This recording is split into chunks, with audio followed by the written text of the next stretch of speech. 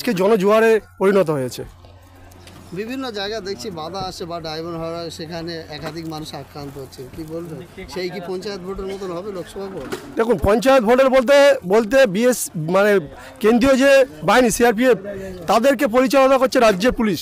এবার তাদের সঙ্গে যে বিজেপির এবং তৃণমূলের যে আঁতাত আছে সেটা পরিষ্কার হয়ে যাচ্ছে, কারণ তারা সেনাবাহিনীগুলো পাঠাচ্ছে না, ঠিকমতো ফোর্স দিচ্ছে না। যে যতগুলো কোম্পানির ফোর্স পাঠানো দরকার সেইভাবে যদি পাঠায় তাহলে গণতন্ত্র সঠিকভাবে মানুষ যদি ভোট করতে পারে, পশ্চিমবঙ্গে তৃণমূল বলে অস্তিত্ব থাকবে না। মহিলাদের কেমন সাড়া পাচ্ছে?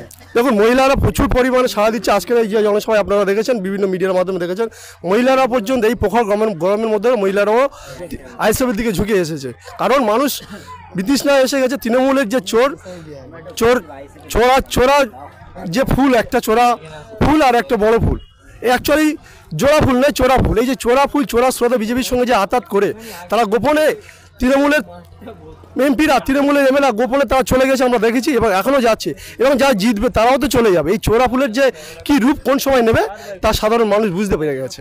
এই যে লোকসভা ভোট, আপনারা কি কোনো বাধার সম্মুখীন হয়েছে জয়নগর লোকসভার মধ্যে? দেখুন, জয়নগর লোকসভার মধ্যে বাধার সম্মুখীন হয়নি। বিভিন্নভাবে বিভিন্ন জায়গায় মানুষ জনস্রোত তৈরি হয়েছে, বাধা দেওয়ার মতো আর পরিচয় নেই। তাদের পুলিশ ফোর্সকে কাজে লাগানোর চেষ্টা করছে প্রশাসন, কিন্তু আর সেই জায়গা নেই যে একটা দল বা পক্ষপাতিত্ব করব, সেই পরিস্থিতি এখন এই প্রশাসন সঠিক জায়গায় সঠিক ভূমিকা পালন করছে।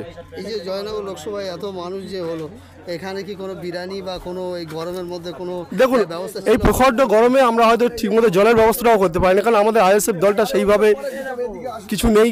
একটাই মাত্র বিধায়ক, সমস্ত 7টা থানা, পুরো পশ্চিমবঙ্গ যে সমস্ত জায়গায় আমাদের পক্ষে হয়তো সম্ভব নয়। তবুও মোটামুটি মানুষ যে এখানে কিছু না পেয়েও যে এত জনসমুদ্র, এত জোয়ার আসবে এটা আমরা কল্পনা করি। এই প্রখর রোদের মধ্যে তারা এসছে, সত্যি তাদের কাছে কৃতজ্ঞতা ও ধন্যবাদ। তারা লড়াইয়ের জন্য এসছে, তারা এখানে লড়াই করতে এসছে। এই যে দুর্নীতিবাজদেরকে উৎখাত করে দেবে। এই যে একটা গাছে দুটো ফুল, একটা হচ্ছে চোরা ফুল আর একটা বড় ফুল, এই চোরা ফুল আর বড় ফুলকে পশ্চিমবঙ্গ থেকে উৎখাত করার জন্য তারা প্রতিজ্ঞাবদ্ধ। তাই আজকে জনসমুদ্রে পরিণত হয়েছে। আজকে নওশাদ সিদ্দিকী আসার পরে কতটা মানুষের এখানে ভিড় হয়েছে বলে মনে করেন? কতটা মানুষ এখানে জনসংখ্যা? এখানে যা মানুষ হয়েছে, আমরা যা দেখতে পেলাম, এই এত বড় পরিগ্রাম, প্রায় 10,000-এর উপরে মানুষ এই যে গরমে বসেছিল একটা জায়গায় একত্রিত হয়ে। তাছাড়া রাস্তাঘাট বাইরে যতগুলো মানুষ এই গরমে গাছের তলায় ছাওয়া যেভাবে বসে আছে, আরও ম্যাক্সিমাম 10 থেকে 15,000 মানুষ বাইরে দাঁড়িয়েছিল। তারা আসতে পারছে না, ঢুকতে পারছে না, এই গরমে অসুস্থ হয়ে পড়ছে।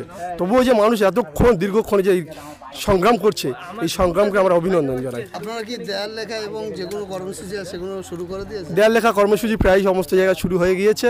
আমাদের প্রতিটা গ্রামে গ্রামে প্রত্যেকটা বিধানসভা জুড়ে বৈঠক চলছে, এবং একের পর এক আমাদের তো সর্বশেষ মানে শেষ দফায় আমাদের ভোট, তার জন্য আমাদের লাস্ট ভোট, আমাদের প্রিপারেশন আস্তে আস্তে চলছে।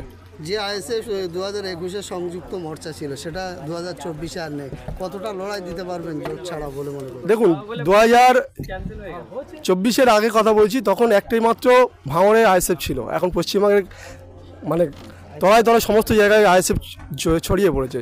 সে সময় ভাইজানের লড়াই যখন ছিল, এই 2021-এ যে লড়াইটা ছিল তার ডবল মানুষ কিন্তু আইএসএফে জয়েন করেছে।